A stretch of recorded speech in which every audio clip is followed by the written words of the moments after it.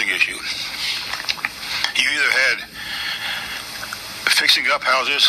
Our role would have been, this is how I learned it when I got into the program, this is what we were told. You're going to hire case managers, and they're going to go out, and FEMA's going to decide what these people are eligible for, whether it's rehab, mobile homes, manufactured units, whatever they decide, or put into an apartment house somewhere that may be still there, or some kind of housing where they might be established to stay with there. The problem is, the apartments are all gone. There was nothing out there to put people in, so it boiled down to giving them a home, either a manufactured unit or a trailer. If you could fix it up, there were limits on what you could do with the fixing up. So if you didn't have insurance, you didn't own the house, you're kind of out of luck anyway, in terms of the process. Anyway, in the end,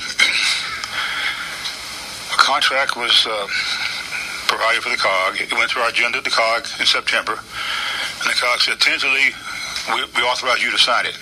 And so the COG then appointed a 6 or 7 person committee to work with me to get it worked out. We met 2 or 3 times. In the end, though, our biggest problem is that we don't have a very big fund balance to work with. And I could not, the board, the COG budget committee, nor us could figure out how could we have a prolonged 30 or 60-day period of not paying people that we might hire. So I had 12 or 13 people who applied for the jobs to be done. We had some in-house that were going to do it. But I could not hire anybody because if they work for the COG, they got to be paid every 2 weeks. If you get reimbursed on 30 to 90, 60 days, you can't have somebody there not paid on your staff for that period of time. So in the end, the budget committee met December 6th. We had to amend the budget. The $43 million that we were going to get for our region, our 4 counties area, was in our budget.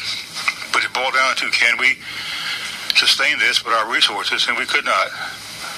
For a prolonged period of time, have people work for us and not be paid. The budget committee said, if they don't give us permission to have advance money, the COG can't play. It was in the budget, but on the December 11th, I called the deputy director and asked her, is there any way we can get an advance to sustain us to get going? And they said no. Deputy director of the General Land Office. Heather LeGros, I guess it was. She's a deputy. And she said there's no way. So then that's kind of still the case. And so when the board met on Friday, this past Friday, it was decided we're not in the game anymore. But we have local governments we work with, so we're still there to help people out. If there's something comes up for us to work with you on, we'll be there.